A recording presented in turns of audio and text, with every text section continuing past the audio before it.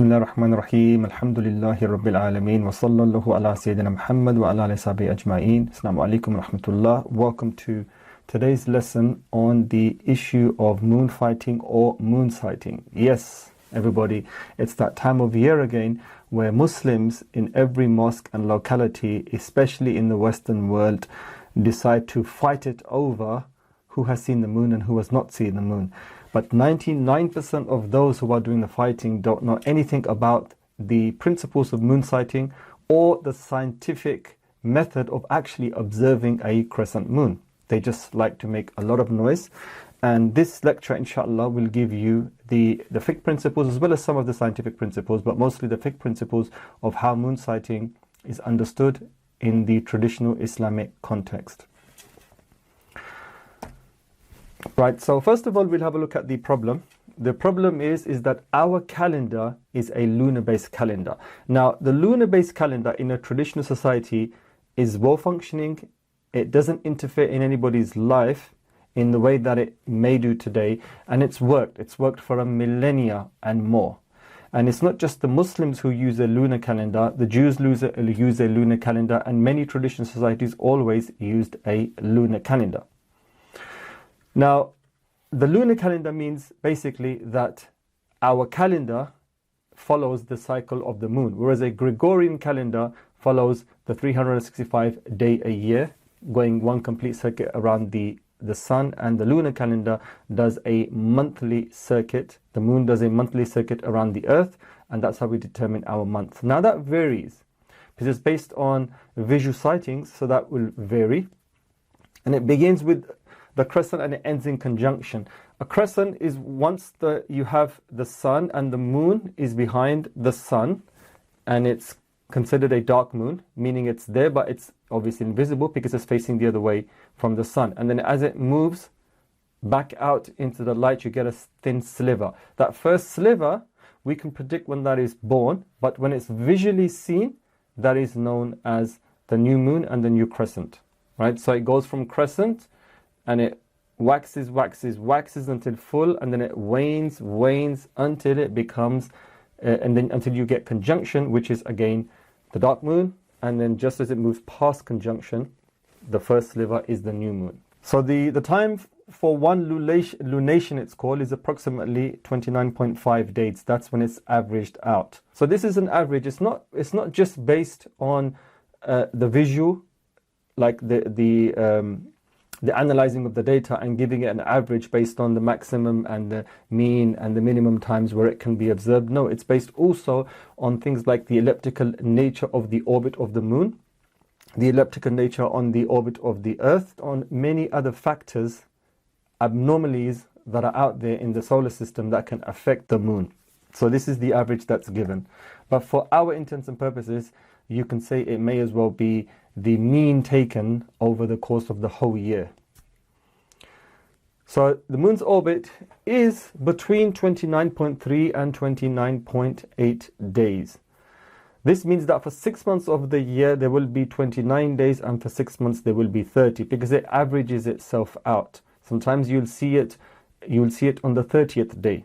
Sometimes it's possible to see it on the 29th day, and obviously over the course of the whole year that will average itself out. So the total lunar days are 354. That's 11 days shy of a Gregorian year of 365 days. So that means that if your Ramadan is in January, 32.5 years later, as your lunar year lags 11 days, 32.5 years later it will end up back in Ramadan again. So it's possible to see Ramadan in the same month twice in your lifetime, or 3 times if Allah has blessed you with a long life. So ancient societies compensated by intercalating. We mentioned how the Jews intercalated to keep their calendar in sync with the Gregorian calendar, with the solar calendar. To align up your solar and your lunar and solar years together, you need to intercalate. Right? The Metonic cycle is very good at giving you a very accurate intercalation, which is adding a whole month every 3 years. Intercalation was forbidden by Rasul Sallallahu Alaihi Wasallam, right? The Quran mentions إِنَّمَا النَّسِي زِيَادَةٌ فِي الْكُفْرِ, and Rasul Sallallahu Alaihi Wasallam in his final sermon says that the true nature of the calendar has come back on itself now, and from now on there will be no intercalation. This means that Rasulullah was aware of the intercalation that the Arabs used to do, and by coincidence the calendars had aligned again, so Muslims were back on track with the correct calendar, and there was to be no more intercalation after this date. The pagan Arabs used to intercalate when it suited them and used to cite the moon when it suited them. Some of the reasons were to do with possibly the Hajj season. Certainly fighting is mentioned. They would change the sacred months to allow fighting. And the original names of the Arabic months point to the fact that at some point they were fixed with the seasons. So the 7th century Islamic astronomer and scholar Abu Ishaq al-Ajdabi notes that astronomers tended to determine the Arab months based upon the estimated time of separation after the conjunction of the sun and the moon, Mufarraka. He states that the first month was Muharram, to which the astronomers assigned a duration of 30 days, and the next month, Safar, had 29 days. They continued to alternate in that order through the remaining 10 months, with the last month, Dhul Hijjah, having 29 days. Every leap year, a 30th day was added to Dhul Hijjah in order to make up for the fraction of the day, which is approximately 3/10 of a day per month. Abu Ishaq continues, this is what astronomers have noted with respect to computing the periods of the Arabian months. This is based on the method of intercalating the point of separation after conjunction, Hisab al-Mufarraka. However, the Arabs did not adopt this method. They always depended on their civil life on the crescent moons. Whenever they sighted a new moon with it, they placed the commencement of the month. They commenced the month from the first night in which the new moon had appeared. They called this night the month's forelock, Ghurat al-Shahr, on account of the new moon appearing in the beginning like a ghurra. Ghurra is the white blaze that you have on the forehead of a horse. According to the Arabs, the month does not come to an end till the new moon is visible a second time, and from then on they placed the commencement of a second month. When Islam arrived, it affirmed this practice. So this is a normal moon sighting, but the author of this text states that they also knew how to correctly intercalate, but for all intents and purposes they would do a visual sighting, and Islam affirmed this practice. So the Quran declares that the months with God are 12 lunar months. Surely the months with God are 12 in the book of God since the day He created the heavens and the earth. 4 of them are sacred. We mentioned this in the previous lecture, the 4 sacred months. They asked you about the crescent moons. Say they are a means to measure your specific times, mawaqit, and are also for the commencement of the Hajj. It is God who made the sun shine and the moon glow and determined the lunar phases, that you may know the number of years and intercalation. Abdul Hatt al-Qahtani says observing the crescent moon is a communal obligation. From your society, every member from your neighborhood needs to go out every month and observe one of the greatest signs of Allah. And if nobody does it, then the whole community has erred and it's held accountable. Rasulullah said, the most beloved of God's servants, the most beloved of God's servants to God are those who monitor the sun and moon, engendering love of God in God's servants, a love of God's servants in God. The best of God's servants are those who watch the sun, moon, stars and shadows in order to remember God. So Rasulullah would do this, and any person with any amount of faith will look up towards the heavens with wonder and amazement and think about the power and beauty of the Lord. Today, unfortunately, we have not only do we not recognize what's in the heavens, even if we tried to, we wouldn't know. Why? Because living in cities with pollution has far removed us from the natural beauty of the firmament, the cosmos. And in a way, the sadness of that is that it takes us away from the remembrance of Allah, because when you insulate yourself, when you become insular, you're looking at what's around you, and unfortunately what's around you doesn't lend to good contemplation. You know, we have TV, we have parties, we have lights, bright lights, everybody's drawn like moths to the lights.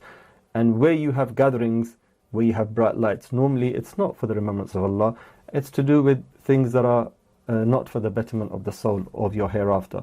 So by going away into the countryside and being isolating and spending time alone is when you contemplate upon yourself, creation, and ultimately Allah subhanahu wa ta'ala. So this is one of the beauties of being of those who every month observe the horizons. And another reason for observing the horizon is that you move with the seasons, you move with the natural order of Allah, and everything in creation is moving towards a particular direction, namely Allah subhanahu wa ta'ala, and you yourself end up in sync with that movement and going back to your Lord. Because left to your own device, you may do it naturally, or depending on the blows of your society around you, it will lead you the other way. But if only you sync yourself with the natural order is moving back. It came from Allah and is moving back towards Allah, so you yourself will end up in that direction. This is one of the reasons why we look also. Rasul sallallahu alaihi wasallam would ask the companions to keep track of the moon and to inform him when they were sighted, and then if they were sighted, they would be announced to the community.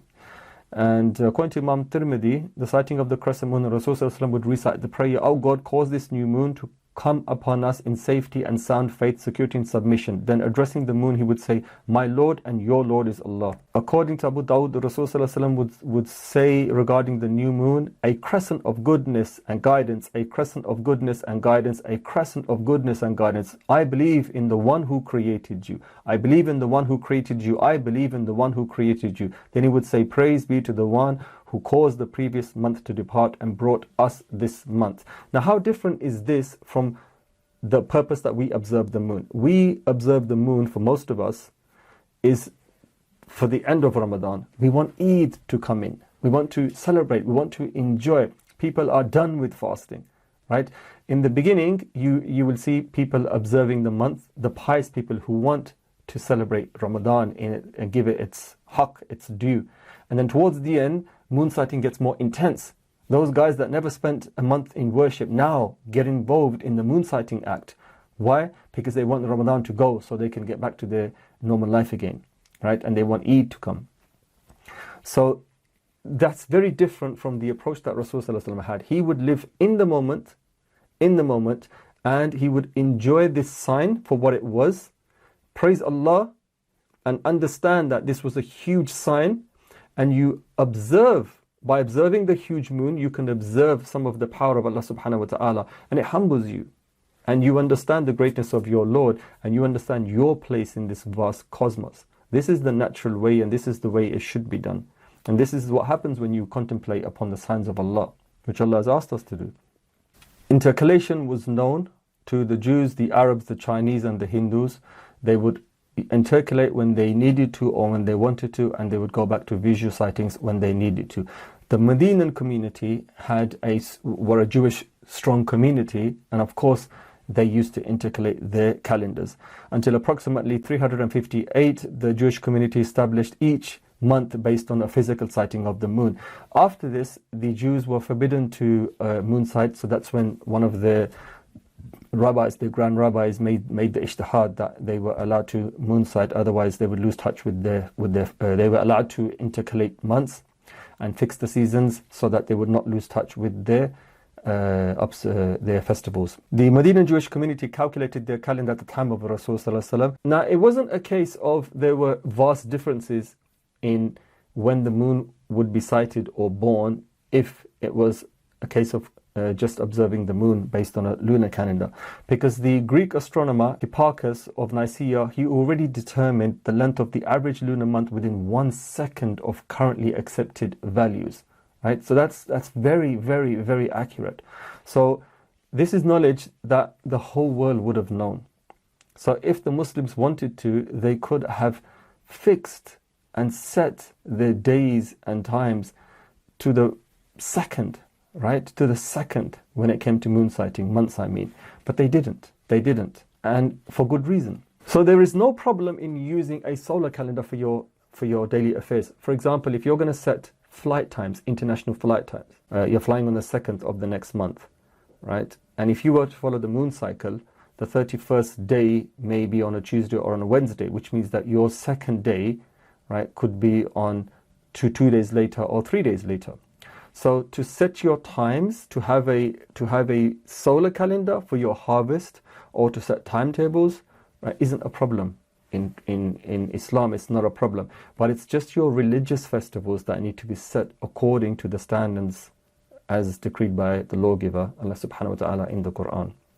So for example, the Seljuk minister Nizamul Mulk commissioned Umar Khayyam, and I'm guessing this is the famous Umar Khayyam, who made a calendar that was so accurate that there was a discrepancy of only one day in 3,770 years. Now the Iranian calendar is also a very, very, very accurate calendar. We can still commission calendars, right, solar calendars that are very, very accurate, and they don't need to be along the same lines as the Gregorian calendar, because the Gregorian calendar has a drift every 4 years, so you have to add an additional day, whereas other calendars can be bought into line and made more accurate, right? So there's not a problem with that. The Muslims have been doing that, did that, the Persians are still doing that. It's the fact that when we start to want to calculate our religious festivals and our moon sightings that it becomes problematic, which we'll look at. So before the Ottomans adopted the solar Julian calendar in the 18th century, the most widely used calendar in the Muslim world was the Coptic calendar, right? It was during the colonial period that the Gregorian calendar was used in Muslim lands. And again, this is only for your secular activities. So here is the moon conjunction, as we were talking about. You can see that the new moon is when there is conjunction, which means that the moon is between the earth and the sun, and then as it waxes, it grows, and then you get the first quarter, then you get waxing gibbous, and then the full moon when it's on the other side of the earth from the sun, and then it starts to wane and it goes back into a new moon. So the problem with actual moon sighting is that most people don't know, have never sighted the moon, and don't know about the science that goes into sighting a moon. It's the same thing with the understanding of the problem with the 18-degree, 15-degree prayer times, is that how do we sight? How do we know it's completely dark? How do we know now that the sun has gone sufficiently below the horizon that it's completely dark and Isha has started? For most people, they'll just do an observation in a city, not making allowances for night pollution, not even know how to make a proper observation, not knowing that it takes hours for your eyes to become dark adapted. And then they will just say to everybody, oh no, look, everybody's wrong, we're right because we observed physically. But you didn't know the criteria of observations. The same with the moon sighting. Right? Half of the problems of the Ummah would be solved if only people knew how to sight the moon. Right? So some of the things to look at are sun glare. When you sight the new moon, right, there's going to be sun glare very close to your eyes, and sometimes the moon is going to be inside that sun glare. You could actually mistake that sun glare for a new crescent. The atmospheric conditions. So when you have the level plane of the horizon, right, you have air perturbations, which is to do with hot air and the relationship between hot and cold air, which causes impediments in the visual line of sight. You can also have haze. You have pollution, you have smoke pollution, dust pollution, you have certain atmospheric phenomena that obscure your complete vision of looking towards the horizon, because it's on the horizon that as the sun sets, you can see the new moon peek out above or slightly to the left. It's normally about 40 minutes, the earliest, before anybody can see that. And it has to be 17 hours actually. It has to be 17 hours so it's actually an average of between 18 and 24 hours. The moon needs to be between that age before you can get a probable sighting. Right? The Danjon limit, for all intents and purposes, is mentioned again and again, but for 99.9% of viewings it's irrelevant. This is a scientific concept of when you get the crescent moon, you can be in a position when you're looking at the crescent moon and you'd see it thinner than it really is due to atmospheric phenomena. And what that does is, even though visually it should be bigger, right? We're talking about a sliver anyway. Visually it should be bigger, but it's because it's thinned out, the top and the bottom disappear, and it causes the sides to disappear, which makes it more difficult to see. But when it gets to that level, nobody will be able to see it anyway. So talking about the Danjan point isn't really relevant in moon sighting. The laws of reflection, you can have the moon, and the moon has craters, right? And some of these craters are very, very deep, and the bottom of them are perpetually in shade, and light that hits them is somewhat absorbed, and depending on the sides, the light is reflected like that before it's bounced back towards the into space and towards the earth. So that causes variances in how you can see the moon as well. The minimum time that you can physically see the moon with the naked eye is between 8 to 12 hours. Yet it's very, very rare for this to happen. So if anybody says that they've seen the moon before this is where we use science and say, well, actually, you haven't seen the moon because it's impossible. It's not physically possible to see the moon. So there is a place for science, there is a place for calculations, but it's in affirming what the natural eye can see, not the other way around, which is unfortunately what people do. Right, so the sun-moon separation, knowing the angular separation, the elongation between the sun and moon before you can make a visual sighting. Right, there is the azimuthal and altitudinal. These are the scientific terms that really don't concern the average observer. The 18 to 30 hours moon age before probable sighting. So it's probably going to be the next day. Right, that's the reason why people will see the moon the next day and say, oh, it's like a 2-day-old moon. The companions did this once, and there's a hadith of Rasulullah that towards the end of, one of the signs of the end of time is people will observe the moon and say this is a 2-day-old moon. It's not. It's a 1-day-old moon, but because it's had another 24 hours to grow, adding on to the half, like the 12 hours or something that it was there where you didn't see it. Now it's become a 36-hour moon, right? So it looks like it's 2-day plus moon, but it's the first day of the moon, and that's the day that you would have seen the moon. So again, the lunar orbit, we talked about this earlier. The elliptical distance alters visibility, right, on an XYZ plane. That's why we don't get eclipses every year. That's mentioned in a previous video of mine. So like you have like movements like this. The sun is here, the earth wobbles slightly, and then the moon kind of goes from the top to the bottom.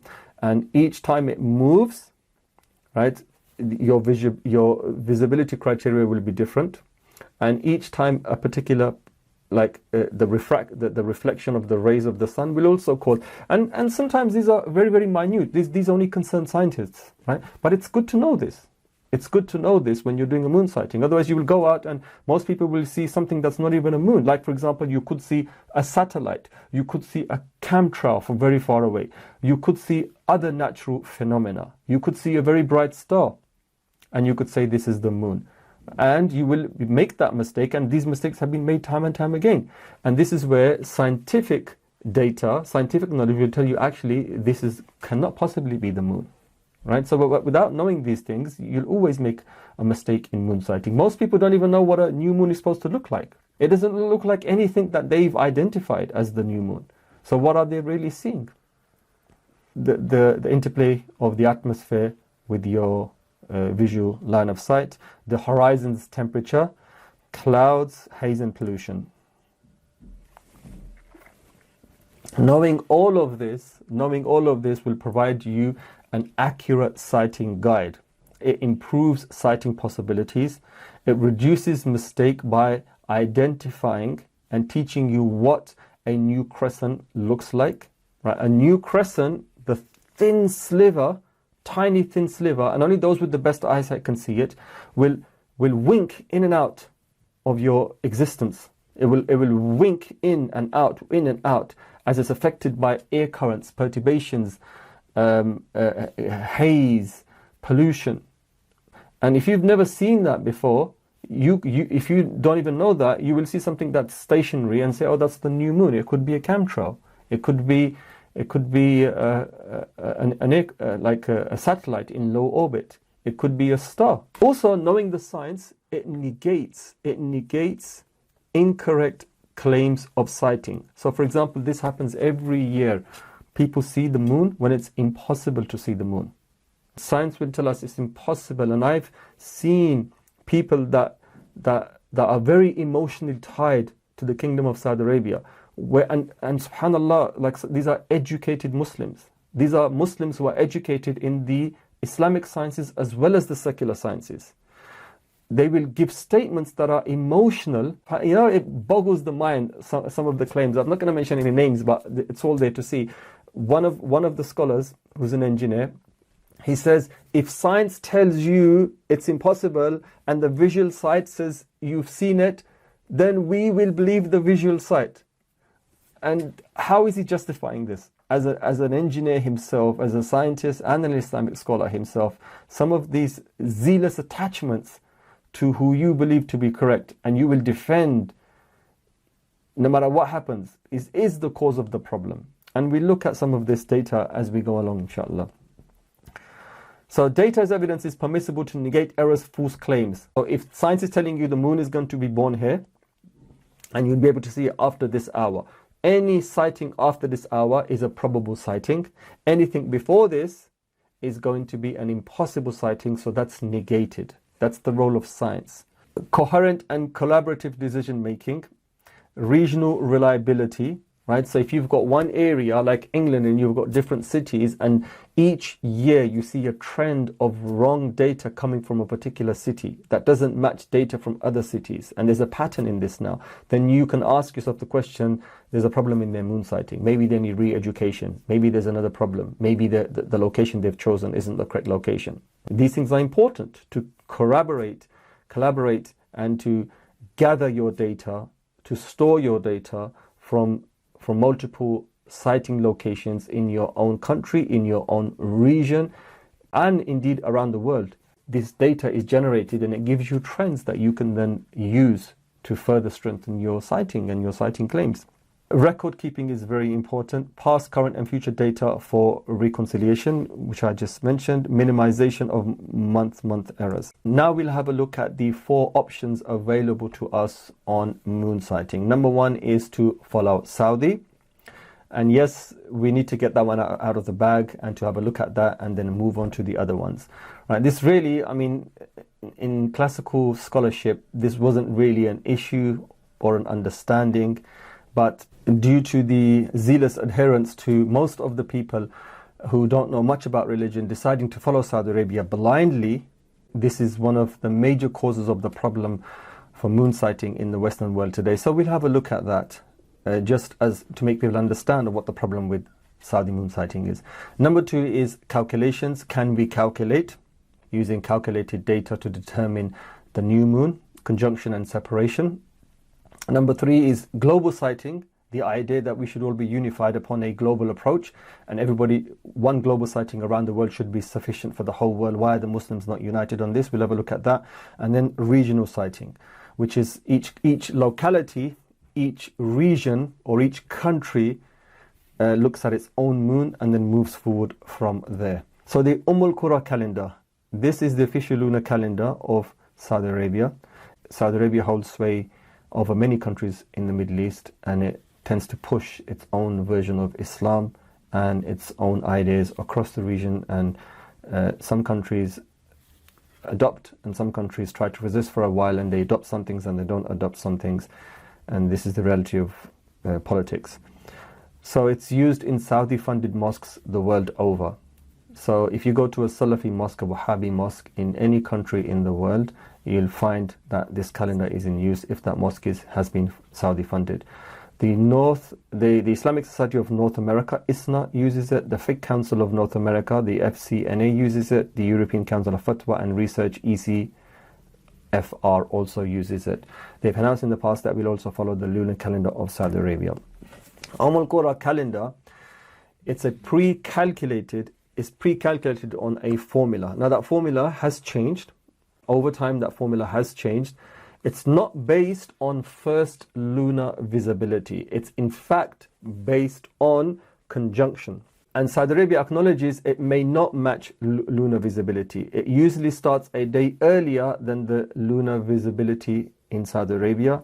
It's used for 8 months of the year. So for the 4 Islamic months, it's not used. They try to do a visual sighting, and that also has huge problems. But they're not using it from Muharram, Ramadan, Shawwal and Dhul Hijjah. It's moon sighted. But for the rest of the year, they use this calendar. The calendar is criticized the world over. Why? It's because it's from conjunction and not visible sighting. And they've done that deliberately because it gives them an accurate day for their day-to-day functioning as a state. So instead of using the Gregorian calendar, they choose to use the lunar Islamic calendar and give it some sort of regularity. And that's the reason why they do this. But unfortunately, that's not how Muslims have been observing the moon for rituals like since the beginning of Islam, which has caused the huge problems in the world today. So 6 months of the year, it may be spot on, right? Because as we said, the Islamic calendar is a self-correcting system. So for 6 months of the year, if you miss it by a day and it becomes 30 days, and then the next day you surely will see it, the next month you'll see it at the right time. And then the next month again, so it changes between 29, 30, 29 and 30. So it may well happen that the calendar will be right for half the year, but for the rest of the year, it's going to be off, it's going to be wrong. And the Saudis understand this, they accept this, they've acknowledged this. So the Qura calendar allows for the new Islamic month to be announced in Mecca at sunset based on the calculated certainty. Hear the word here now, calculated certainty, that before dawn the following day in Mecca, someone in countries west of Mecca will see the moon. The announcement of the new Islamic month is not dependent on the actual receipt of this moon sighting confirmation. This principle of moon sighting is not based on actual moon sighting, but on the certainty, the calculated certainty, that moon will be seen somewhere by Muslims many hours before sunset in Saudi Arabia. So here's an example now from Sha'ban to Ramadan from 4 May 2019. And you can actually, people have made videos on this, you can actually, like they will show you the graphs. They'll show you the graphs, and every Ramadan people will post data from observatories saying, look, it's impossible, the moon hasn't been born. The moon hasn't been born, and Saudi Arabia's announced Eid. And everybody that follows Saudi seems to be totally switched off and blind to what's actually happening, to the extent that even if you show them the data, they will just turn it away and say, we're not interested. Subhanallah. Now these are the biggest people who will always say to you, Ya akhi, when ad-dalil? Biddi ashuf ad-dalil. Right? Without dalil, don't talk to us. But when it comes to moon sighting, there was a Salafi sister I used to give da'wah with once upon a time, many moons ago. During Eid, like Ramadan was an Eid, she sent me an Eid greeting, right? And again, the same problem. Saudi had seen the moon and nobody else had seen the moon. So I replied to her and I said, you are the one that talks about Dalil more than everybody else. So what's happened now? Have you not seen the data? And subhanallah, her response was classic. She said, 22 countries around Saudi Arabia have decided to do Eid, so I'm doing Eid as well. That was her blunt answer. Where did her Dalil go? Where did the Dalil go? So it's this exact problem that's caused problems for everybody else in the West. And this problem never existed. And it came in at a certain time, which we'll look at, and we'll mention why the problem is there. So from Qura, from their own website, the start date of Sha'ban is 1 day early than the actual moon sighting. You can check this, just go to the Qura website. It was a lot of work that I didn't want to put in by collecting this data and presenting this data, but it's all there for somebody that really wants to see it.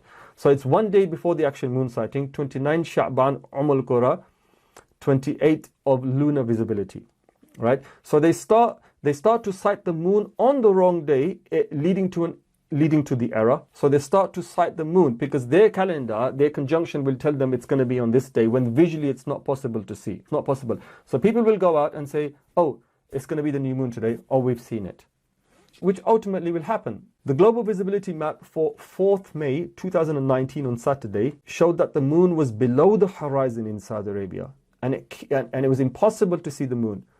So they completed 30 days, and the first day of Ramadan was on the 6th.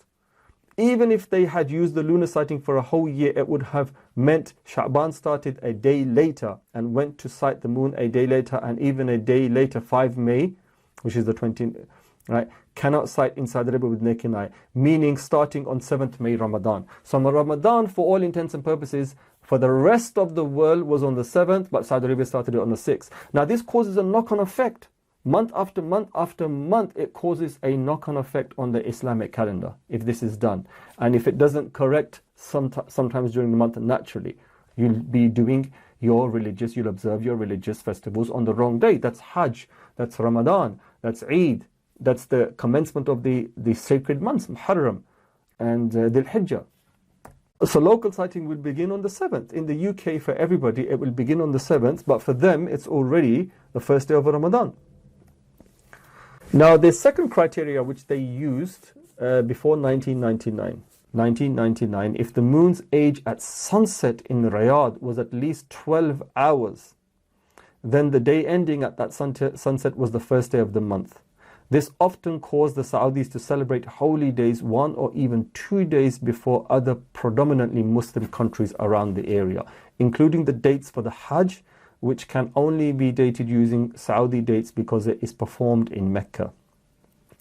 It's interesting because 2 years ago, when I was in Jordan, there was a meme, there was a joke going around, I think it's 2-3 years ago, where everybody was laughing and saying, looks like Jordan found oil.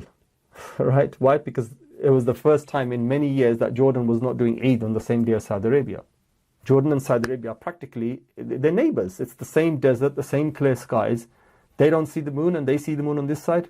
It's a political game. We need to be very mindful of this. And I'll show you some data further down. So for AD 1420, the 22nd, if moonset occurred after sunset at Mecca, then the day beginning at that sunset was the first day of the Saudi month. So this goes against every idea of moon sighting that the rest of the world is doing. And you can read, I'll post up the links, you can do your own research here. If you doubt my words, you can read up for yourself about what's happening in Saudi Arabia. Now here's a fatwa, a very interesting fatwa. Most people are not even aware that the Saudis do not encourage anybody to follow them. So aside from the fact that they have problems for themselves, okay, that's understood. Anybody who does research will know that they've got problems in their own moon sighting. The fact that as Muslims in the West or the East, we decide to follow Saudi Arabia is another problem in itself. Who told them to follow Saudi Arabia? All you need to do is look up the official fatwa given by the fatwa bodies in Saudi Arabia. They will clearly tell you in fatwa, do not follow us. So if they're telling you do not follow them, then who should you be following? Your own country. But you're not following your own country, you still follow them. Now if that is being overzealous and to the point of foolishness, if that is not that, then what else is it? If they're clearly telling you do not follow them, why are you following them? If they're telling you that this is not the criterion of Muslims, it's never been the criterion of Muslims to do this, so why are you doing it? You're jeopardizing your own worship. And I'll show you the fatwa now. I'll go through some of them from the ulama of Saudi Arabia, and I'll put the references up. Everything is actually available on the internet, and I'll put up the references so you can search them for yourself. So Sheikh Abdul Aziz ibn Abdullah bin Baz, he says, as for those who say that it is necessary to follow the sighting of Mecca, then let it be known to them that there is no proof or basis for this in the Quran and Hadith. Sheikh Abdullah bin Baz, Sheikh Saleh al-Uthaymeen, another giant from Saudi Arabia, on negating setting of Mecca for global sighting. This is impossible from an astronomical point of view because the sighting of the new moon, as Sheikh al-Islam Ibn Taymiyyah said, differs according to the scientists who are well versed in this field. Because it differs, then each country should have its own ruling according to the reports and according to science. The evidence from reports is the verse in which Allah says, so whoever of you sights the crescent on the first night of the month of Ramadan, i.e. is present at his home, he must observe Sawm that month. Surah Al-Baqarah. Sheikh Adil Salahi commented to Arab News. He says, these people are well-meaning, i.e. those people that want to follow Saudi Arabia because of, emotional connections to the sacred lands of Hijaz, because they're well-meaning. They think that Islam is practiced in its best form in Saudi Arabia. They want to follow it. But their practice is wrong because it does not have a solid basis. If we were to extend their practice to its logical conclusion, we should offer prayers according to the timings in Saudi Arabia, rather than our own timings. Thus, we should import Saudi calendars and follow the timing indicated in them. Similarly, we should fast the same number of hours as fasting is indicated in Saudi Arabia. This is easy nowadays because of satellite television. We can always watch the time in Saudi Arabia and follow it. Needless to say, no one will agree on this, although some logical arguments could be presented in its support, such as the unity of all Muslims. He further states, yet the practice of all Muslims is that each locality has its own timings. The difference in prayer time between Jeddah and Dammam at the two coasts of Saudi Arabia is around an hour. No one suggests that it should not be observed. In fact, if it is not observed, we run the risk of having our prayers rendered invalid. He further states, The difference in starting Ramadan has always been known, and the Prophet ﷺ companions accepted it. Abdullah ibn Abbas asked someone who had traveled from Damascus to Medina about the day they started Ramadan. That's a hadith that I'm going to mention further on, inshallah. So Dr. Ahmad ibn Saifuddin, and he's given a YouTube video of him, which I'll also play an extract to. He said Muslims should follow their own local sightings except for the month of Dhul Hijjah. Again, that's his own understanding. There is the hadith of Qurayb, reported that al-Fadl, daughter of Harith, sent him, Fadl alayhi son, to Sayyidina Muawiyah radhiyallahu anhu in Syria. Fadl arrived in Syria and did the needful for her. It was there in Syria that the month of Ramadan commenced. I saw the new moon of Ramadan on Friday. I then came back to Medina at the end of the month. Sayyidina Abdullah ibn Abbas radhiyallahu anhu asked me about the new moon of Ramadan and asked, when did you see it? I said, we saw it on the night of Friday. He said, did you see it yourself? I said, yes. And the people also saw it and they observed fast, and Muawiyah also observed fast. Thereupon he said, but we saw it on Saturday night. So we would continue to observe fast till we complete 30 days. Or we see it, i.e. the new moon of Shawwal. I said, is the sighting of the moon by Muawiyah not valid for you? He said, no, this is how the Messenger of Allah ﷺ has commanded us. So here we can clearly see how they understood moon sighting.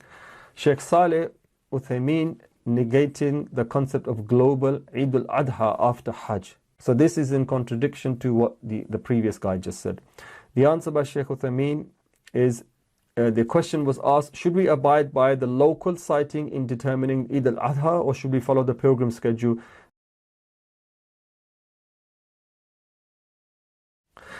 Islam Q&A, which is a famous website that gives fatwa, right? Fatwa inclined that way, in negating that Eid al-Adha in UK is the same day as Arafah.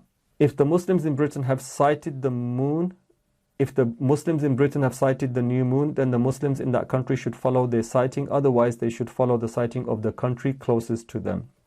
Shaykh al-Islam Ibn Taymiyyah, on the verification of moon sighting, he says, one of them being that if the hilal has been sighted in the east, then it will necessitate sighting in the west. However, this is not true the other way around. This is because the time of sunset in the west is after the time of sunset in the east. If the moon has been sighted in the east, then one will observe a much brighter and more illuminated moon in the west. So if the moon has been seen in the east, it will necessitate a sighting in the west, but not the other way around. So if the moon is born in the east, you will see it, because the moon has hours to grow bigger by the time it's sunset in the west for you to see it.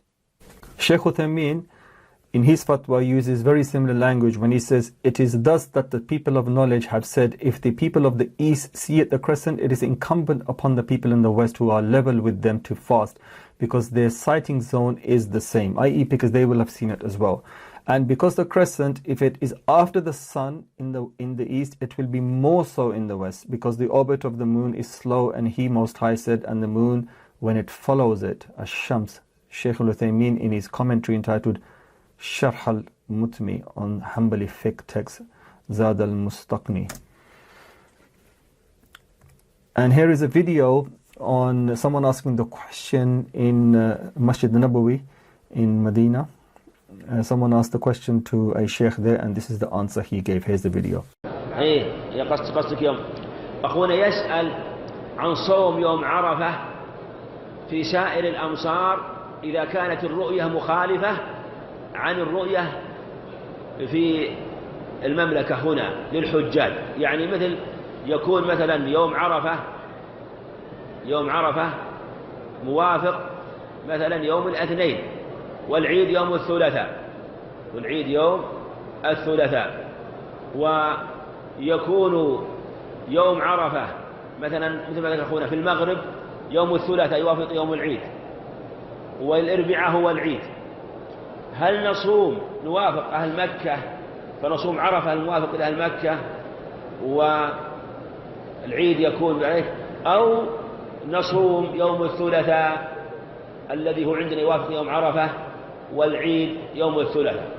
نقول الصحيح أنكم تصومون على رؤيتكم، لكل أهل بلد رؤية. في يوم عرفة في المغرب مثلا إذا مثلا رؤي الهلال في المملكة هنا ورؤي في المغرب واختلفت الرؤية، مثلا تأخرت الرؤية تأخرت الرؤية مثلا، في هذه الحالة كل بلد يتبعون رؤيتهم،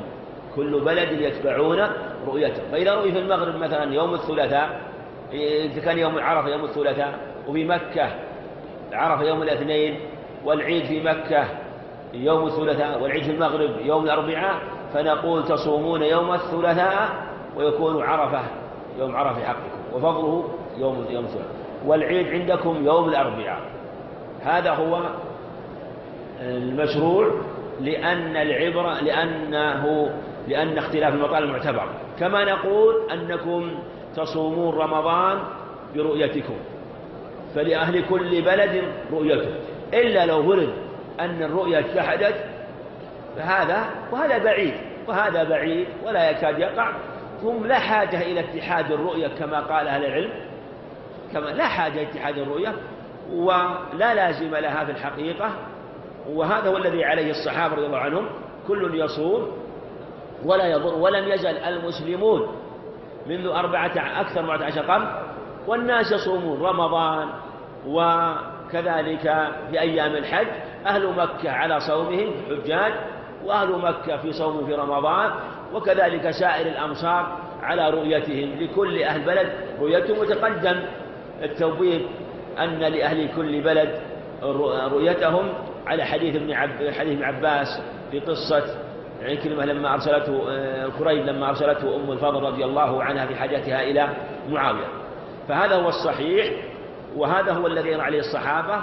ووقع خلاف في مثل هذا، فتصومون يوم عرفة الذي هو يوم التاسع الذي عندكم، وهو يوم عرفة في حقكم.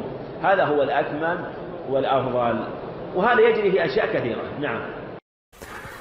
So we can see that it's very clear from the Saudi fatwa that they don't want us following Saudi, and they clearly say follow your own skies, follow your own moon, follow your own scholars, the decisions they make in their country.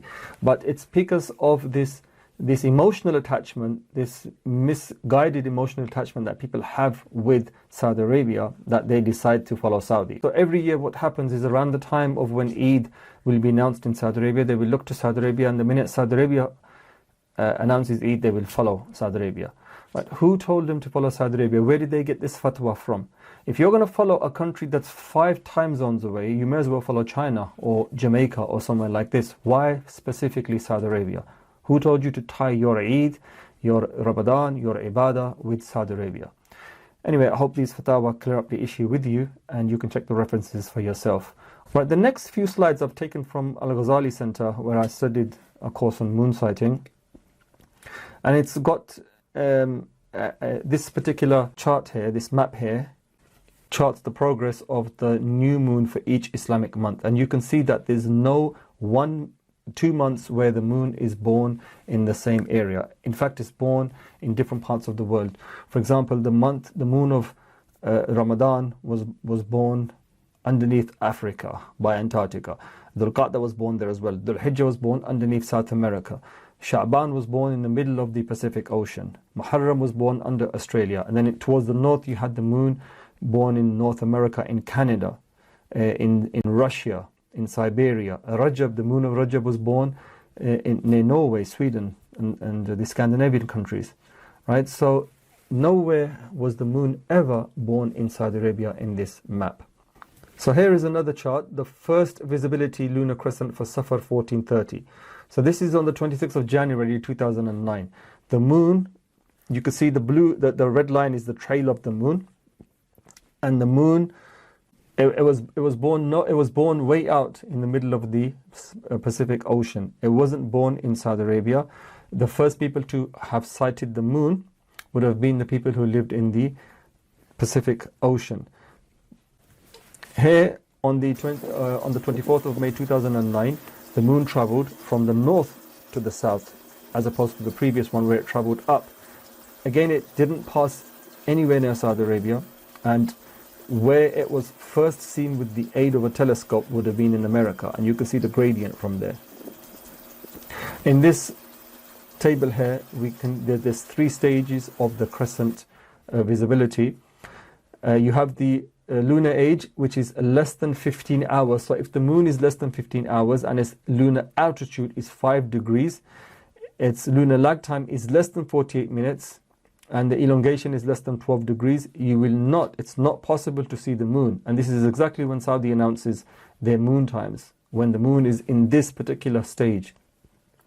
Stage 2 is when the lunar age is between 18 and 21 hours. The lunar altitude is 5 to 7 degrees. The lag time is 40 to 48 minutes, and the elongation is 9 to 12 degrees. It's probable to see. In its lower phases, multiple sightings need to be are required. In its high phases, it's accepted. Stage 3, which is when everybody can see it, is it's past 21 hours. Its lunar altitude is above 5 degrees. The lag time is more than 48 minutes, and the lunar elongation is 12 degrees. Possible sighting, yes, and that's accepted by everybody. Okay, so now the second criteria is the idea of global sighting in the Hanafi madhab. Opinion did exist, but by around 300 years of the Hijri calendar, they adopted regional sighting and not global. It is ijtihadi based on natural facts, not Sharia of Islam. Ibn Abidin in Rad al-Mukhtar makes it clear. Al-Zali'i and Al-Din, Al-Qassani, Mullah Ali Qari and Shah Waliullah, they have all made this clear. Now the statement of Ibn Abidin is there is no controversy regarding the acceptance of differences in the localities for crescent sighting, in the sense that there can be between 2 remote towns such that the crescent appears for one town on the one night without it occurring at the other, similar to the appearance of the sun. This is because the separation of the crescent from the sunlight varies between different regions. Just as if the sun declines in the east, it is not necessary that it also declines in the west. And the same is for the appearance of dawn and the setting of the sun. Rather, as the sun moves every degree, it can be dawn for one city and sunrise for another and sunset for yet another and midnight for the rest, as per the position of Az-Zaili. This is Ibn Abidin in Rad al-Mukhtar. Az-Zaili mentions it is mentioned along with the Hanafi jurist about their adherence to the acceptance of differences in localities for crescent sighting. This is because the Shari causation for the month and its commencements lies in the right of the people of the locality to see it without necessitating such commencements for others with a different horizon. Just as it happens that if the sun declines or sets upon one locality but not the other, then Dhuhr and Maghrib is obligated for the first but not the other. So why then, after what we just read now, was the earliest opinion of the Hanafi school a global opinion? So the global opinion has, as understood in the earliest generations of Islam, was actually based on the idea that the Muslim Ummah, the majority of the Muslim Ummah, which basically spanned 6 time zones. Right? If we look at this map here of the Abbasid Caliphate, you can see that from Africa to Central Asia is about a 6-hour time difference, and that was known by them to be a global sighting anywhere within that region. Nowhere did they actually mention that they were talking about a truly global sighting, which would have been impossible for them anyway. It's impossible for them to get news across from the other side of the world to have a global system. And we'll have a look at this closer.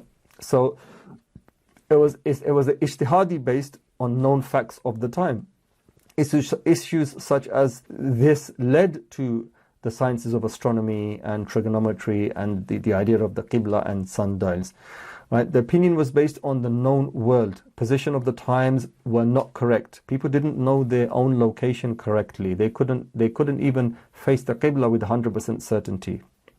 Right? The rulings evolved over time as new facts. So as the Muslim empire expanded, as they became more proficient in science, as new technological scientific developments, inventions were introduced, the fatwa naturally changed. Like, for example, a classic example would be alcohol is forbidden. Right? So certain drugs like heroin, cocaine, and would also come under that ruling. Why? Because of the effect is similar. So the juridical development was centered in an even tighter area. So the centers of Islamic learning at that time where these fatwa were coming out from were centered in a very tight location. That was Damascus, Cairo, Kufa, Basra. So there's basically Egypt in the south, it was Damascus, it was Syria in the east, and it was in the west, and in the east it was Baghdad and Kufa, Basra. So it's a very tight area. So they're talking between themselves about themselves. No scholar intended the entire world. Common sense would dictate that once they realize the extent of the earth, the global idea would no longer be implemented, which is what happened. Fiqh is an evolving process. Certain parts of fiqh are evolving. You have your central defining principles that you hold on to, and then some parts of it you can evolve based on your needs under set criteria. And this is what happened here.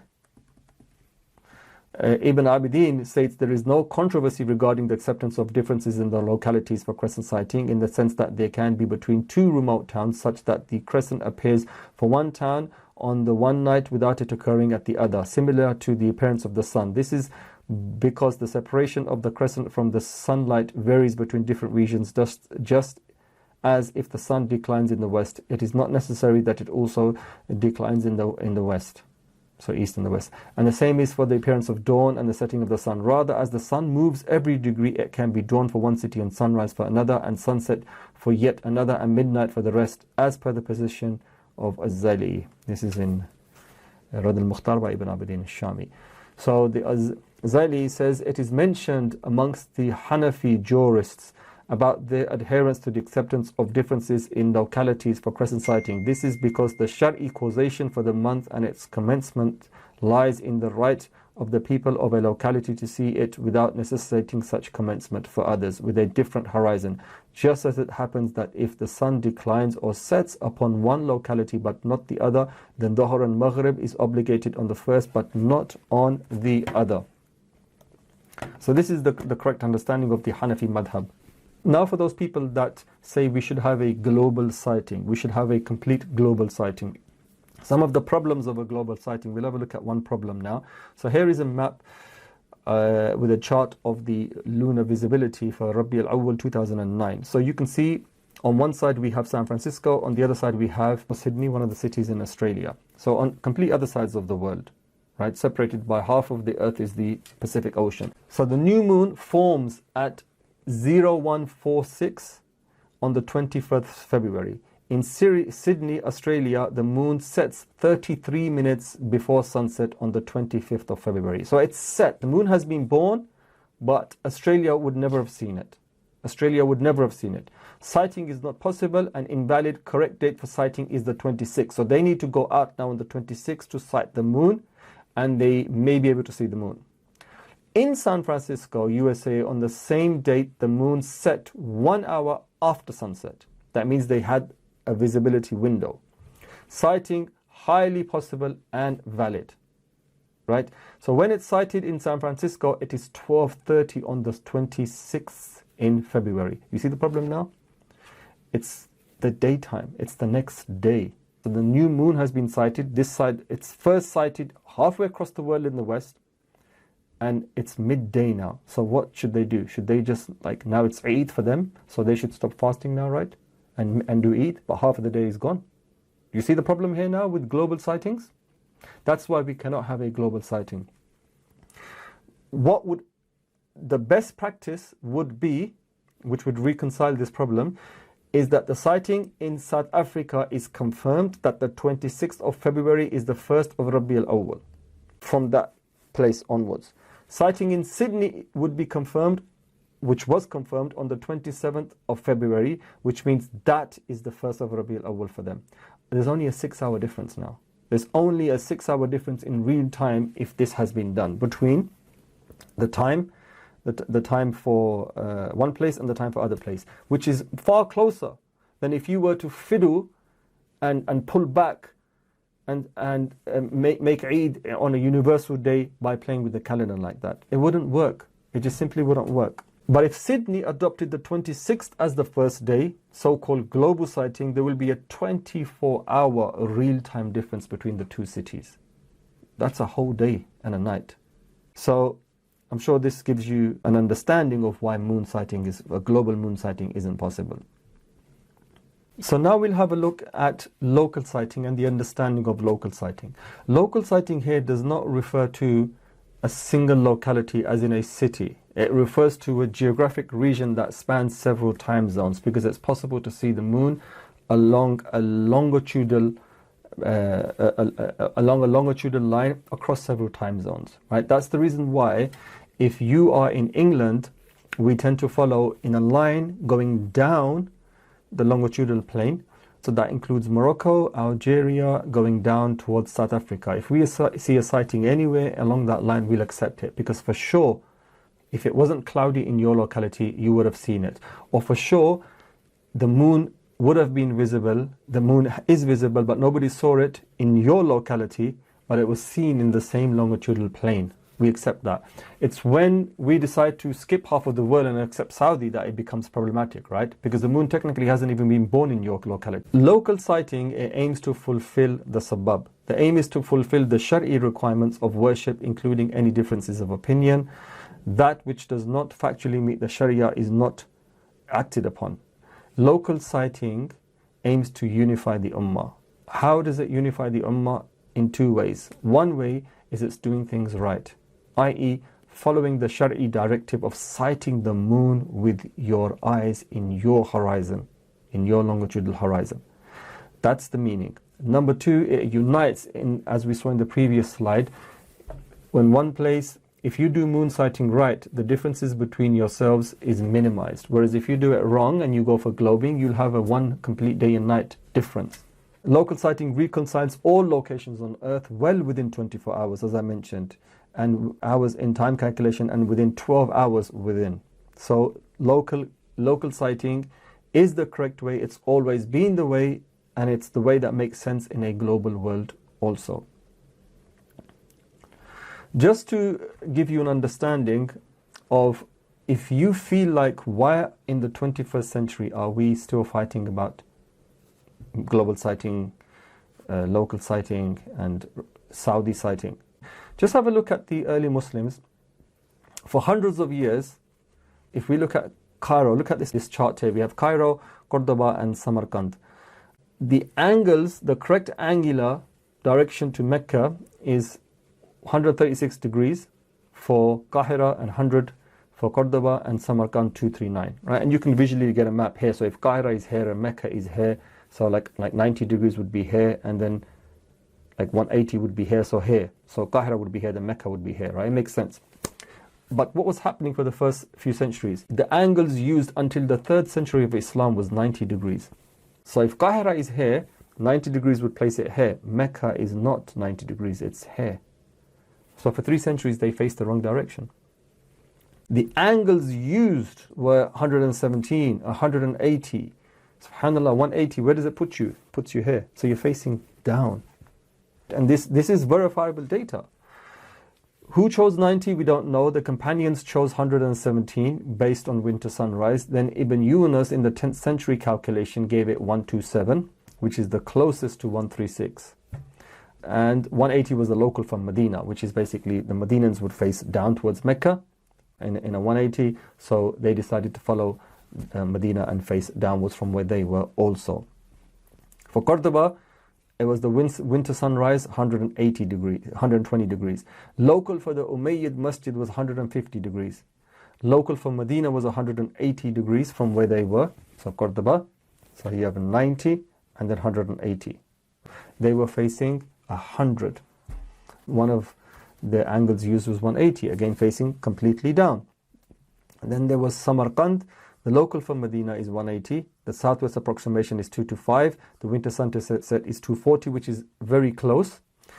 And the Hanafi representative of Mecca road leaving the city towards Samarkand, this is 270. Which this is how they did it, is that the road that leads back towards Samarkand through the desert has it's an angular degree, and they would say, okay, well, if this is the road here and then Mecca was here and we are now here, and that means Mecca is that way. I mean, that was the extent of their knowledge at that time. As knowledge evolved, as it increased through various means, then they corrected themselves. So, but today it seems like we're regressing when it comes to following Saudi Arabia. Now let's have a look at some case studies taken from the same course. Between 1954 and 2007, Jordan if you look at its observational data, we can see that 50% of its sightings were impossible. Like the moon was not born on those days. It was not possible to sight the moon on those days, because they relied on either calculations or they relied on they went to sight the moon on the wrong day based on calculations that were pointing them to the wrong direction. So it was impossible to sight the moon 50% of the time when they sighted it. It was possible 41%, and 9% it was definite that yes, this can be a definite sighting. Algeria changed its position of doing its own independent observations to follow Saudi in 1980. So again, 17% of their sightings were on an impossible day. 20% was on a definite day, and 63% was possible. Syria, from 1950 to 2001, the data, it relies on Saudi or global sighting, which means that 59% of its sightings were wrong. The days that they did their festivals were wrong. 33% was possible, 8% was definite. Moving on to Saudi Arabia, between 1961 and 2004, 64% of their sightings were done on the wrong day. 64% was sighted when the moon was impossible to see. Only 23% was possible, and only 13% is definitely confirmed. These are huge errors coming out of these countries. Then we have Morocco. From 1963 to 2004, they did naked eye sightings. They are known for their naked eye sightings. Less than 1%, they've put it at 1% as in the impossible, because they're rounding it, but it's basically, statistically, it's less than 1%. So 74% was done on the correct day. 25% was a definite sighting, and 74% was a possible sighting, and only 1% was impossible. Only 1% was impossible. Now look at the difference between Morocco and the rest of the countries, because Morocco decided to use their eyes, whereas the other countries don't.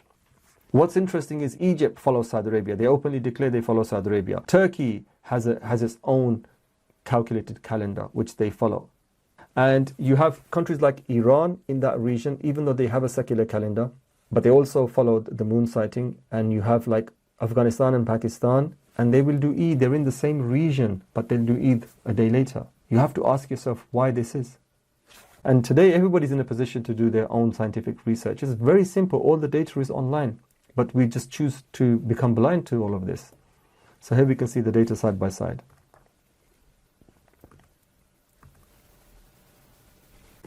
So here are the positions of the four schools on local sightings. The fatwa from the Hanafis, the Shafi'is, the Malikis, and the Hanbalis.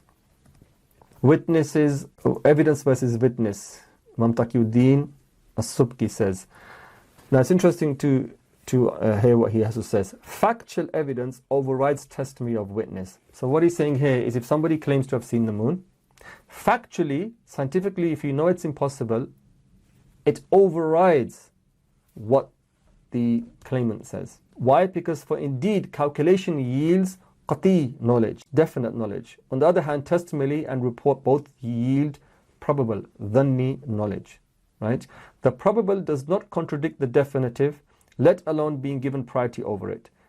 A condition of evidence is that it must be based on that which is real in terms of sensory perception, reason and law. Thus, if a calculation conclusively determines that which is impossible to determine by testimonial means alone, then it is juristically absurd to accept such testimony due to the absence of evidentiary qualities in the testimony.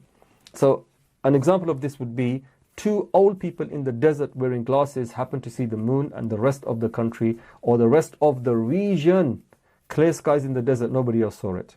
And the testimony of those two people is, in the Hanafi madhab, in clear skies, a large amount of people should have seen the moon, right? It's common sense. Everybody should be able to see it.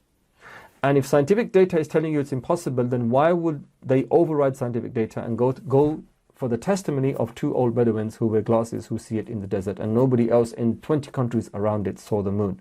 You've got to question this. It's going against the principles. By definite qati, we do not mean that which is acquired by demonstrative proofs, burhan, which consists of rational premises. This is not the situation here. Definitive is that which is based on known observations, irshad, and repeated testing. recording the motion of the stages of the sun and the moon, and knowing how the moon acquires its light, which enables people to eventually sight it. This is taken from his Fatawa as-Subki. So evidence versus witness, rejecting the witness. Imam al-Shafi'i says, I should make decision against a person either on the basis of knowledge I possess, in other words, facts or data contradictory to the testimony of the person, that the accusation made against him was right, or on his own admission. So Imam Shafi'i is saying that if I have definite knowledge about something, I will testify against that man who claims to have seen the moon. It's logic and common sense here. And if a person without a door or from behind a curtain should hear something spoken by another person, then he is not entitled to give evidence of the same, and if he should, the Qadi must not accept it. This is because it is illegal to make the testimony, since voices can be similar and mistakes, and they cannot be proven with certainty. This basically points back to the same thing. He also says, where the evidence adduced by a claimant conforms to the claim, then it is worthy of credit, but not where it is contrary to it. This is in his commentary Al-Hidayah. Rasulullah said, do not fast until you see the crescent moon, and do not break the fast until you see it. Calculations are not mentioned.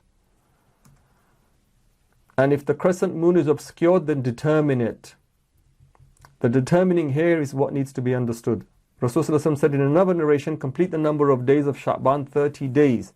So the second hadith is a check to the first one, which some people use for calculations, which we shall look at now in determining it, right? So furthermore, in yet another narration, he said regarding the new crescent moon of the month of Ramadan, if it be obscured, then complete a fast of 30 days and break your fast. This is related to Bukhari and Muslim. So using calculations. Now I've given you the principle above. Now we're going to have a look at using calculations by keeping our check on the principles that we just spoke about. So Ibn Suraj also relates that Imam Shafi'i said, because there is an understanding in the Shafi'i school about calculations, and one of my teachers, his teacher actually holds this position, right? But what's the understanding that we derive of these positions? Ibn Suraj also relates that Imam Shafi'i said, whoever is schooled in the ability to determine the course of the stars and the mansions and phases of the moon, and it is clear to him from his knowledge that the crescent moon will appear on a given night, but then it is obscured by clouds, then in that case it is permissible for him to consider it time to fast and sleep with the intention of fasting the next day, and will be rewarded. However, what we have found authenticated in his books is that he considered the month of Ramadan to be valid only by a widespread sighting or sound testimony or completion of 30 days of Sha'ban. This is in fact the school of all of the major scholars of the Hijaz, Iraq, Greater Syria and the West. Amongst those who confer are Malik, Al-Shafi'i, Al-Awza'i, Abu Hanifa and his students, and all of the people of Hadith except for Ahmad ibn Hanbal and those who confer with him. So this is Ibn Abdul Barr al-Iskandar. So it's clear from this statement that in actual fact, none of these men understood calculation to mean the way we understand calculation today, right? Where he's saying that you can calculate.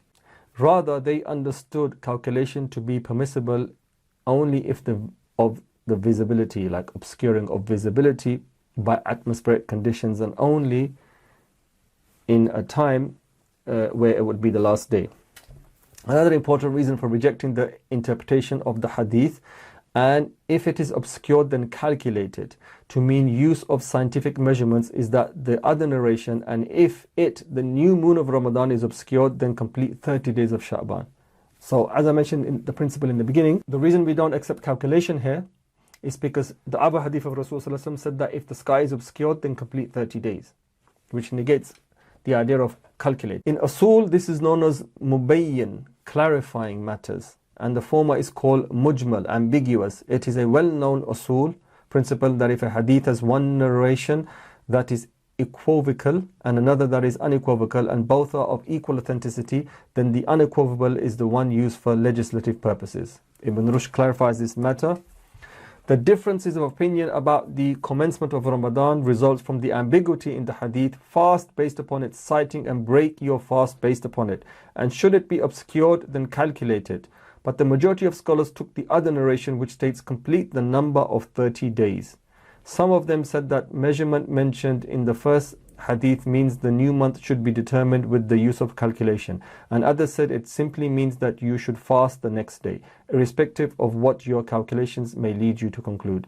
The latter is the way of Ibn Umar, but the majority went with the authentic narration of Ibn Abbas, which states that the Prophet ﷺ said, and if the new moon of Ramadan should be obscured, then complete the 30 days of Sha'ban, and since the former is ambiguous, mujmal, and the latter clarifying, mubayyin, then it is obligatory, wajib, to interpret the ambiguous one in accordance with the one that clarifies. Furthermore, this methodology is one in which there is no difference of opinion amongst the scholars, especially given that the two narrations do not involve contradiction. Hence, the way in which the majority of scholars have understood it is the correct one, and God knows best. So the scholars who permitted calculation, only 5 scholars known to have allowed calculation. However, they spoke about obscured horizons and the 30th day calculation. So we're not talking about the first day, we're talking about the last day and obscured horizons, right? Which puts a check on what they're trying to do here. They maintain that Rasulullah made obscurity a condition for calculation. Without condition, it was prohibited, right? So it cannot be done across the board. It's done in a specific case, and then further, let's have a look at what they actually meant in that case. 3 of those 5 were from the first 3 generations of Islam. Ibn Rushd, known as the grandfather, clarified this last crucial and definitive point concerning this entire issue in the Muqaddimat. If understood, there is no further discussion. He wrote, by consensus ijma' of the scholars, it is not permitted for anyone who is determining either to begin fasting or to break the fast of Ramadan to do so by relying on calculation and relinquishing physical sighting. The only difference of opinion amongst the experts in this area is in regards to when the new moon is sighted, new moon is obscured by atmospheric conditions. Then the question arises, can one use his knowledge of calculation or not? Mutarrif bin Ashikir said he can do so privately. This is also the opinion of Imam al-Shafi'i, cited by Ibn Suraj. But what is well known from his school is the position of the majority, which is that he cannot do so. Mutarrif bin Abdullah says if the hilal is obscured on the 30th day at sunset, then it can be reckoned with the mansions of the moon, i.e. which mansion it was in when it was obscured, or by way of calculation, hisab. Rather, he was of the opinion that if after completing 29 days of the previous month the sky was obscured by clouds or other atmospheric conditions, then it was permissible but not obligatory to resort to working out the new moon's birth, either through using the lunar mansions or some form of computation. The reason for this conclusion is the structure of the Arabic in the hadith that is deriving his ruling from. When Rasulullah said, and if it is obscured, then calculate it. He used a conditional sentence, i.e. if this happens, then do this. No one in the history of Islam until now has ever reinterpreted this hadith to mean that one could merely resort to calculating and abandon the clear skies of the 30th night. In other words, just as the operative cause illa for the obligation of fasting. The second person was Imam Ibn Suraj, a student of Imam Shafi'i. He also didn't say that Imam Shafi'i said using calculation is absolute. Right? His own reconciliation of both hadith was to complete 30 days, and if the crescent is obscured, then calculate it. He believed this was directed at expert mathematicians and astronomers. However, Qadi Abu Bakr disagrees. The hadith, fast when the crescent is sighted and break the fast when it is sighted, is explicitly unambiguous and a decisive text. The nas is very clear, clearly meaning that one cannot bypass sighting the moon in either fasting or ending the fast. The reason is that sighting is the criterion given for the obligation and its determining length. The Prophet is telling us to bind your worship to physically sighting to make your worship connected in its outset and its end with the appearance of the crescent. Concerning the end of the hadith, if the crescent is obscured, I have seen some of the Shafi'i scholars claim that to determine its birth, one can have recourse to the calculation of the astronomers. This is a mistake that cannot be fixed, a slip from which there is no recovery, a distancing from which no nearness can come after, a humiliation that cannot find redemption. O Ibn Suraj, Where is your famous Surajiyya? You follow this narrow, rough path off the road. Tell me, what does Muhammad have anything to do with the stars? So this is being corrected here. Ibn Suraj's opinion is being corrected. Third was Ibn Qutaybah. He advocated calculation also. Ibn Hajar said in his commentary on Bukhari Hadith collection that Ibn Qutaybah is not someone to rely upon in such manners. Simple, that's been answered. He was a scholar of Hadith and not a jurist. What's our business in taking fatwa from him when everybody else has gone to the contrary, when he's not someone we would take fatwa from, because that's not his area of expertise. Ibn Hajar then explains that there were three interpretations to the Hadith. If the Ramadan crescent is obscured, they'll calculate it. The first was the vast majority opinion, which was that it meant to complete 30 days. The second was that it meant consider the new moon ipso facto, present behind the clouds, irrespective of calculation, as fast as a precaution, and fast as a precaution. This was the school of Ibn Umar and Ahmad inclined towards that position. They also opined that should it prove to have been from Sha'ban, then one must fast 31 days for Ramadan. Finally, they said it meant calculate it based upon the mansions of the moon, i.e. what stars the moon had been in throughout the month and which were on the horizon at the time. As can clearly be seen, again, the permissibility for calculation is only if the crescent is obscured. Despite that, all of the scholars who commented on the few that supported such a position clearly rejected. They even rejected the claim that you can use calculation for the 30th day if the sky is obscured. What then would they have said when they find out that you're calculating every month? The start of Dhul Hijjah, the start of Sha'ban, the start of all of your months, your important months, you're calculating. Imam As-Subki, who was an authority on usul, he's one of the latest scholars who supported calculation. He says, the Muslims are in consensus as far as I know that there is no legal consideration for the opinion of the astronomer that the month begins with the separation of the moon from the sun at conjunction, if visibility is not possible due to the nearest of the crescent to the sun's alignment, irrespective of whether this is before, after, or at this time of sunset.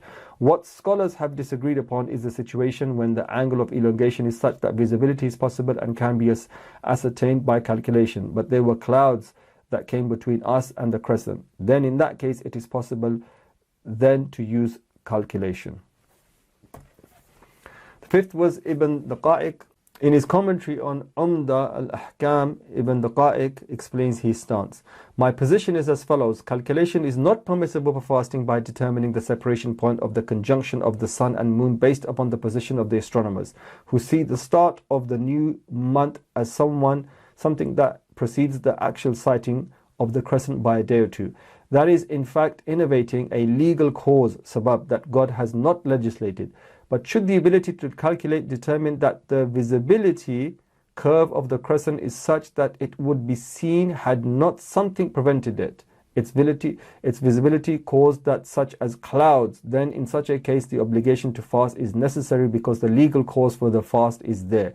The reason for this is the actual physical sighting is not what is legally binding, given that it is agreed upon that if someone was confined in a cell and knew by calculation that the month had run its course, or by attempting to understand the signs that the day was indeed from Ramadan, then it would be incumbent upon him to fast even if he did not see the crescent and no one informed him that it was to be seen. This is his understanding. But his point, Qadi Abu Bakr al-Arabi says, this is his commentary on the Matawa. God has obliged us to fast based upon the sighting of the crescent moon, and added to that an injunction to note the commencement of Shawwal's crescent. Also, there is an interesting juristic point. Some of the scholars of the second generation said that if the crescent moon is obscured, one may use calculation.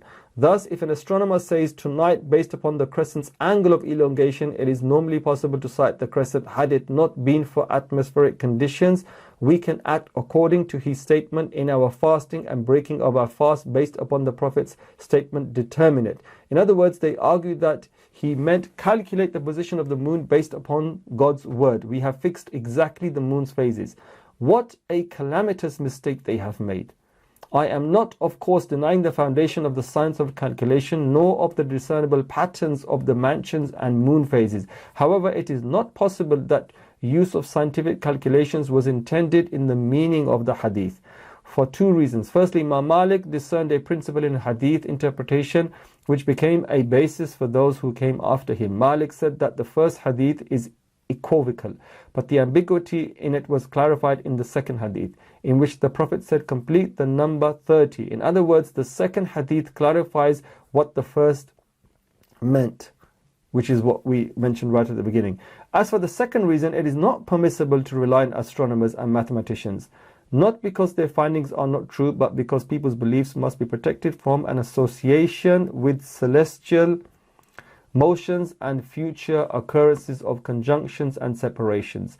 Indeed, that is a vast ocean should people be pulled into it. Moreover, there is a position stated by people of understanding amongst the scholars of the second generation that in the specific hadith in which Rasulullah showed the number of days of Ramadan using his finger, the Prophet actually negated the use of the common numerals that mathematicians use. Therefore, it is even more likely that he would negate the use of celestial bodies and their orbits. This is his understanding. Rasulullah, when he was told, he went like that and showed them the number of days exactly, right? He didn't use words to explain this because mathematicians use numbers. So he didn't use the number. He said, this is how many days you have. The Arabs followed this practice in computing their months. At the dawn of Islam, this practice of obscuring dates by citing the new moon was firmly established, and the obligations of fasting the month of Ramadan, celebrating the Eid al-Fitr, and performing the Hajj ceremonies were dependent on this practice. This is what they always relied upon, and by this method alone calculated the dates. When the month of Ramadan was once mentioned to him, the Messenger of Allah ﷺ said, do not fast until you sight the new moon, and do not forsake fasting until you are again able to sight it. If it happens to be obscured to you, count the days for its probable appearance. And then the narration ends, then complete the number 30. This narration clarifies the meaning of the former. Furthermore, the calculations made by means of the separation of the moon after its conjunction might coincide with physical sighting, but it also might not coincide with it. In fact, the calculation differs with the physical sighting more often than not. Hence, a calculated new moon will generally precede a sighted new moon by a day. It may also precede it by 2 days, but that is quite rare. The US Naval Observatory website has something written that's quite interesting. It says the visibility of the lunar crescent as a function of the moon's age, the time counted from new moon, is obviously of great importance to Muslims. The date and time of each new moon can be computed exactly, but the time that the moon first becomes visible after the new moon depends on many factors and cannot be predicted with certainty.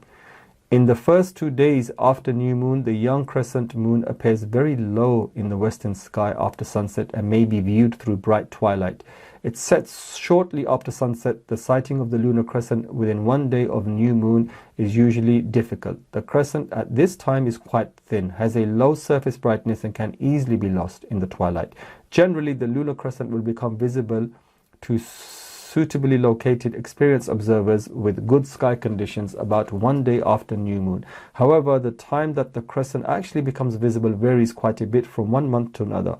The record for an early sighting of a lunar crescent with a telescope is 12 hours after new moon. For naked eye sightings, the record of 15.5 hours from new moon.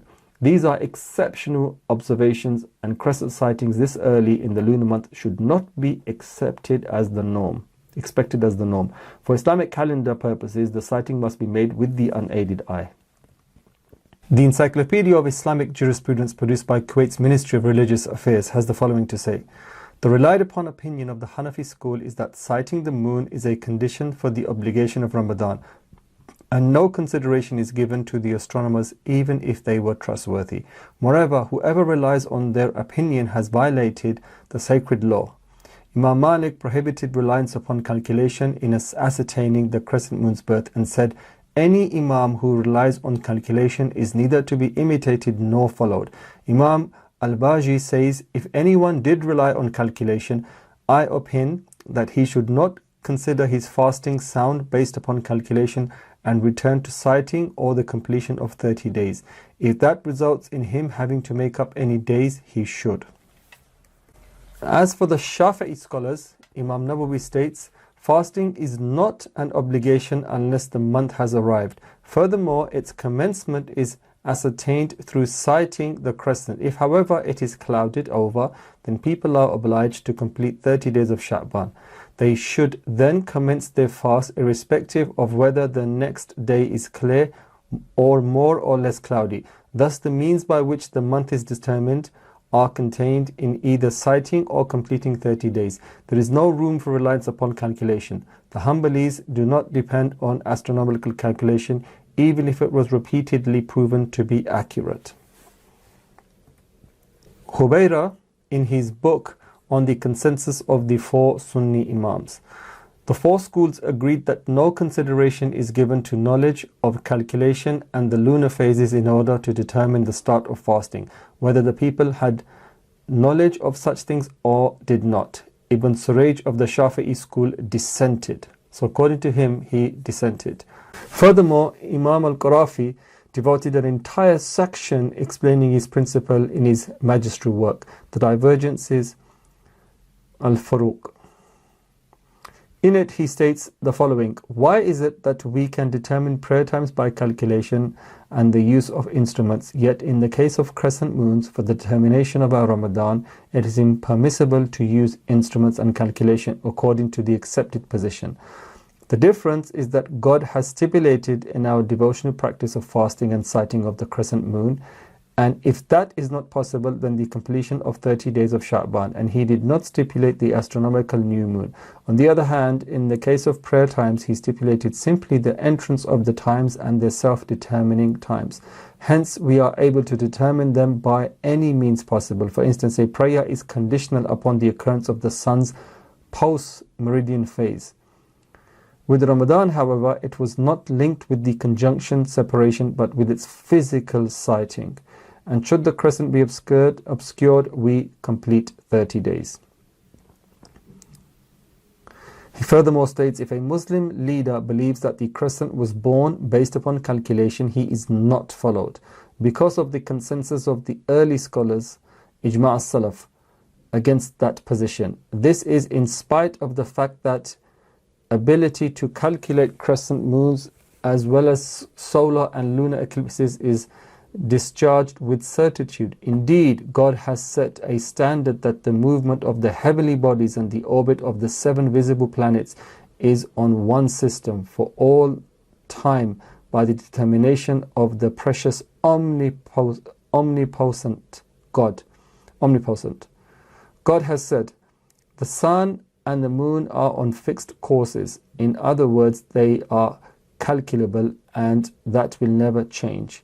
This includes the 4 seasons, they too never change, and anything that is unalterable gives us certain knowledge. Ibn Taymiyyah wrote hundreds of years ago, it is impossible to determine by means of mathematics the exact time the crescent moon appears. For even though the astronomers may know what the light emanating from the moon is a reflection of the sun, it is impossible to determine by means of mathematics the exact time the crescent moon appears. For even though the astronomers may know that the light emanating from the moon is a reflection of the sun, and that when the two bodies meet in the conjunction, the light of the moon disappears, and when it separates from the sun, it regains its light. Yet the best they can do is to determine exactly through calculation the distance between the moon, the sun, and when the latter sets. If we did assume that they managed to determine the moon's position at sunset, this would not prove that the crescent had actually been sighted.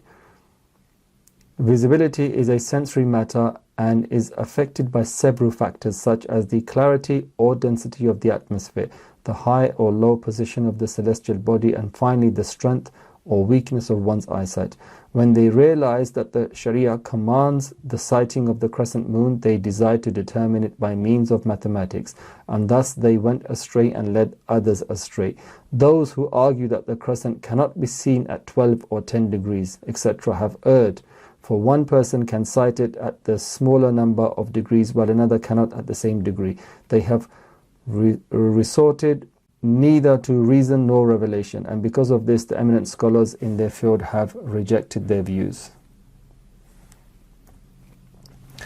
Now we will have a look at the Ja'fari position, which is the position of the Ithna Ashriya Shia, our Shia brothers. Commenting on the legal text Sharia al-Islam, the 11th century scholar Sayyid Muhammad bin Ali al-Musawi al-Amali explains the dominant position of the Ja'fari school on his matter. He says, no consideration is given to predetermined schedules for Ramadan. His usage of predetermined schedules refers to the calculation of the new moon based upon determining the elongation immediately after conjunction. He continues, undoubtedly no consideration should be given to this method due to the multiply transmitted narrations that establish that the month's onset is to be determined by one of two methods, either a physical sighting of the crescent, ru'ya, or the completion of 30 days of the previous month.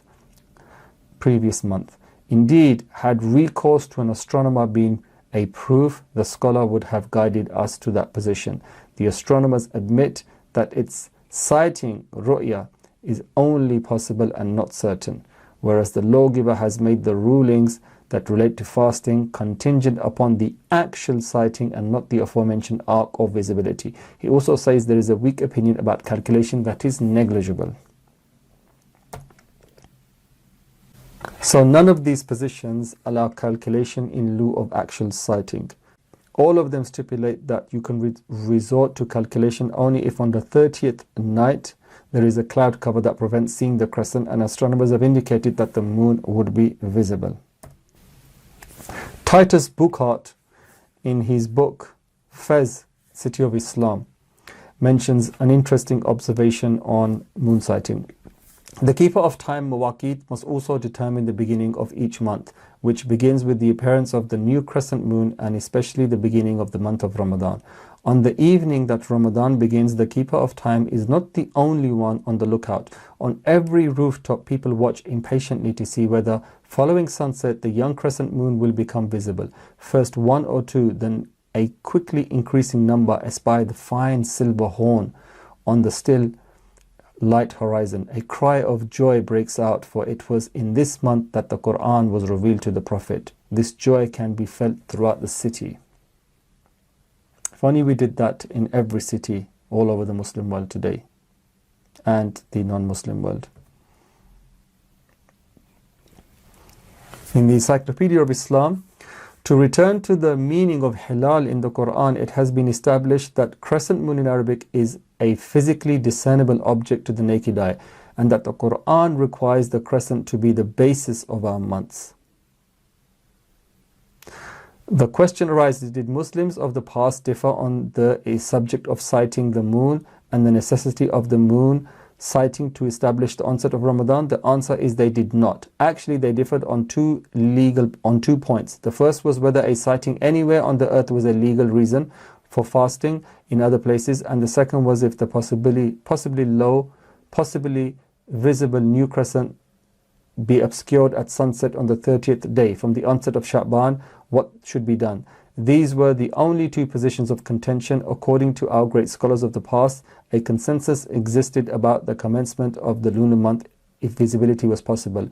Let us now examine the proofs. The modern day claim that previous scholars held that using calculation to determine the new moon, irrespective of visibility, is unfounded and is a late innovation, bid'ah, that was instituted in Egypt for a short period under the Fatimid dynasty of General Jawhar. And it's interesting is because one of the Qadi of Barqa, he was put to death in 953 for observing the fast of Ramadan by sighting the new moon instead of following calculated methods. So to sum up, basically every method has a basis in the sacred law. But it's how we understand that in its true context that gives us a true understanding of these methods. If you look at the large corpus of legal works authored under the four schools of law, we will find that every method currently followed in Britain or elsewhere has a basis in sacred law. Relying on astronomical calculations, for example, is an opinion that a number of reputable scholars across the legal schools have championed, with the strongest voices belonging to the Shafi'i school. Global sighting meaning following a sighting from a faraway land, has been upheld as the strongest opinion of the Hanafi and Hanbali schools, and according to some, the Maliki school. And we mentioned here what was meant by global in this context. Local sighting, meaning each locality following its own sighting, has been seen as the strongest opinion of the Shafi'i school, and according to some, the Maliki school. Having looked at all of these various opinions and understandings, now we have a better understanding of what it meant by global, what it means by local, regional, and what it means by calculated. Calculated is only used on the 30th day if the sky is obscured. That's the only understanding of calculated here. Not for the beginning of the month and then every month. Global actually meant global in the context of the early medieval period, which was the Islamic Empire spanning only 6 time zones. And a regional sighting refers to spanning a few time zones and going down longitudinal, which means each area has its own Eid, and that is unity. That's unity upon the Sharia of Islam. It doesn't mean that, oh, everybody has to do Eid on the same day or Ramadan on the same day, right? The day of Arafah, the day of Eid in Mecca is not going to be necessarily the same day for somebody halfway across the world. It may be, it may not be. And if it's not, alhamdulillah. If it is, alhamdulillah. Our unity is being united in following the commands of the lawgiver as given to us by his beloved messenger, Muhammad Rasulullah. So I hope this has cleared the issue. For every community, it's advisable to follow your own mosques, your own masajids. Your masajids are linked with greater councils around the country, and those are linked sometimes with councils abroad, like in South Africa or in India or in Pakistan or in the Middle East. And collectively, Ahl Sunnah wal Jama'ah, the decisions they make are always the correct decisions. So at the moment as it stands, the decision for local sighting has always been there, and it's always made sense, and it is by far the most sensible option out of all of the options out there. And the other options are basically misunderstandings in the way we've misunderstood anyway. When you look at the proofs, they become more clarified.